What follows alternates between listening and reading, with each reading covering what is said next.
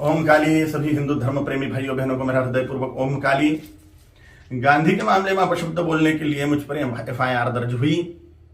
मुझे उसका कोई पश्चाताप नहीं है। गांधी ने किया क्या है हिंदुओं के लिए? विश्वासघात किया है देश का। 14 वोट प्रधानमंत्री पद के लिए सरदार वल्लभ भाई पटेल जी को थे और 1 वोट भी नेहरू को नहीं था, तो भी नेहरू को प्रधानमंत्री क्यों बनाया? और ये वंशवाद की जड़ फैलाने वाले ये गांधी ने पूरे के पूरे कांग्रेस के अन्य प्रतिभाओं का खच्चीकरण कर दिया, अन्य प्रतिभाओं को कुंठित कर दिया। एक वंश गांधी नेहरू वंश का ही बोलबाला करने लग गए। सरदार वल्लभ भाई पटेल के हाथ में अगर तब प्रधानमंत्री पद गया होता था तो भारत अभी सोने की चिड़िया बनता था, भारत अभी जगत गुरु होता था, भारत अभी चक्रवर्ती सम्राट होता था, अमेरिका से भी बड़ी पावर भारत बन जाता था। यह महान विश्वासघात भारत की जनता के साथ में गांधी ने किया, इसलिए मेरे हृदय में तिरस्कार है गांधी के प्रति। हिज हाइनेस श्रीमंत ज्योतिरादित्य सिंधिया जैसे महान प्रतिभाएं कांग्रेस में थी, है, लेकिन इस गांधी नेहरू वंशवाद के कारण उनको व्यवस्थित कार्य करने का मौका ही नहीं मिलता। इस वंशवाद के जनक गांधी हैं, इसलिए गांधी नेहरू खानदान के वंशवाद के जनक हैं, राष्ट्र के जनक नहीं, इसलिए राष्ट्रपिता नहीं है। मैं नहीं मानता, कोई माने उनकी इच्छा। दे दी हमें आजादी, बिना खड़क बिना ढाल, साबरमती के संत तूने कर दिया कमाल। ये गाना लिखने वाले को 100 जूते मारने चाहिए। भगत सिंह, सुखदेव, राजगुरु, चंद्रशेखर आजाद, सुभाष चंद्र बोस, इन लोगों ने जो त्याग बलिदान किए, फांसी पर लटक गए ये लोग, इन्होंने कुछ नहीं किया देश की आजादी के लिए, ऐसा इनका बोलना है ये गाना रचने वाले का। इतने सारे महान क्रांतिकारी, स्वतंत्रता सेनानी जिनको फांसी दी गई, उसमें 80% सिख लोग हैं, 20% अन्य क्रांतिकारी हैं। इन क्रांतिकारियों ने जो अपना त्याग बलिदान किया वह व्यर्थ मान लिया ये गाना रचने वाले ने, सारा का सारा श्रेय गांधी को दे दिया। एक लाठी खाई गांधी ने कभी? ये फांसी के फंदे पर झूल गए ये नौजवान, लेकिन इनको कोई श्रेय नहीं।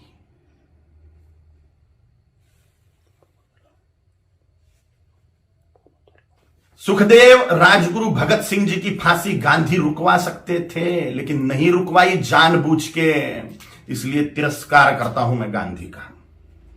इनका एक बहुत बड़ा हथियार था अनशन करना, और गांधी ने उसका उपयोग भारतीय जनता के खिलाफ ही किया, हिंदुओं के खिलाफ ही किया।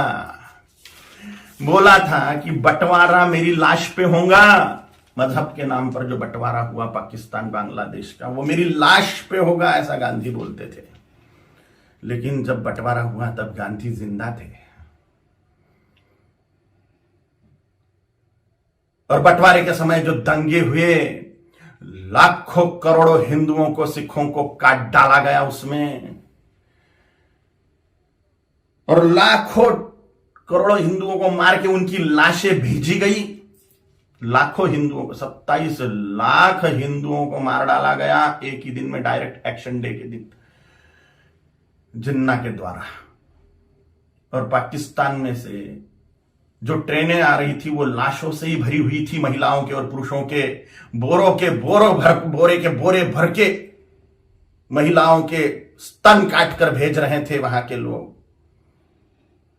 सामूहिक बलात्कार करी हुई महिलाएं, उनकी लाशें, उनके स्तन बोरों में भर के।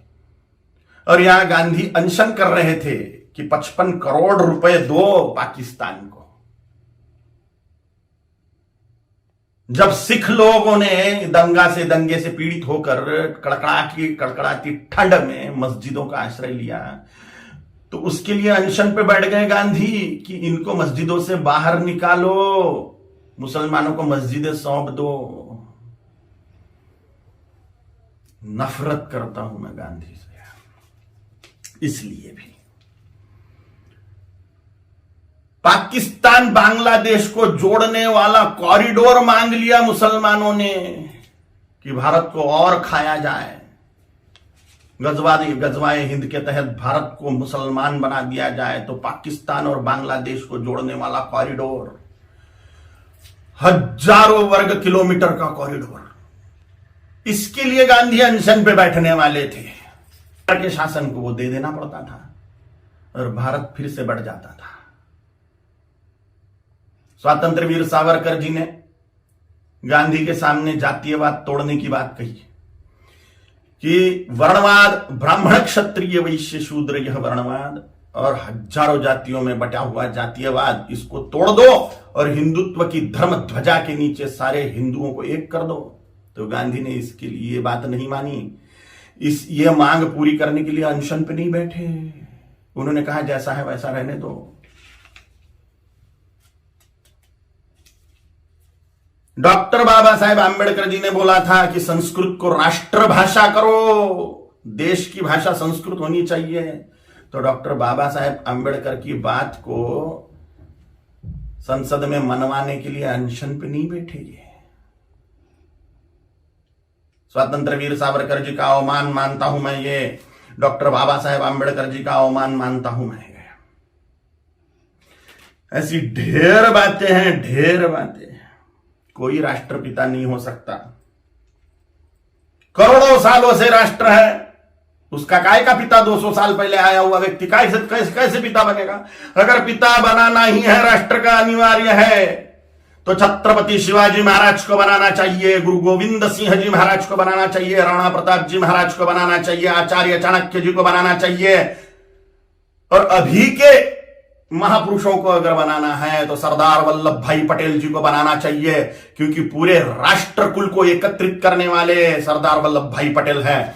छोटी छोटी रियासतों के टुकड़ों को एकत्रित करते हुए पूरे राष्ट्र को एक सूत्र में बांधने वाले सरदार वल्लभ भाई पटेल हैं, जिन्होंने राष्ट्र में जो टुकड़े टुकड़े थे उनको एकत्रित किया। राष्ट्र कुल को एकत्रित जिस व्यक्ति ने किया उसको ही राष्ट्रपिता का सम्मान मिलना चाहिए, ना कि हिंदुओं से पार्शियलिटी करने वाले गांधी को। अगर वो कॉरिडोर मिल जाता था पाकिस्तान बांग्लादेश को, तो हिंदुस्तान कब का मुसलमान बन चुका होता था। धन्यवाद है, कोटि कोटि धन्यवाद है महात्मा नाथुराम गोडसे जी को। उनके चरणों में साष्टांग नमस्कार है मेरा कि उन्होंने अपना बलिदान देके हिंदुस्तान को मुसलमान बनने से बचा लिया। गजवाए हिंद फेल कर दिया महात्मा नाथुराम गोडसे जी ने। कोटि कोटि धन्यवाद है उनको। महात्मा गांधी नहीं, महात्मा नाथुराम जी गोडसे हैं। और अगर सच बोलने की सजा मृत्यु है तो स्वीकार है। छत्रपति शिवाजी महाराज जी ने, छत्रपति संभाजी महाराज जी ने, गुरु गोविंद सिंह जी महाराज जी ने, राणा प्रताप जी महाराज जी ने अपने पूरे कुल का बलिदान कर दिया हिंदुत्व बचाने के लिए। तो मेरे जैसे तुच्छ जंतुओं का जी के फायदा भी क्या है? अगर धर्म के लिए हम बलिदान नहीं हो सकते तो मर जाए मेरे जैसे करोड़ों कालीचरण हिंदुत्व को बचाने के लिए, धर्म को बचाने के लिए, सनातन हिंदू धर्म की रक्षा के लिए तैयार है हम मृत्यु दंड को पाने के लिए। ओम काली।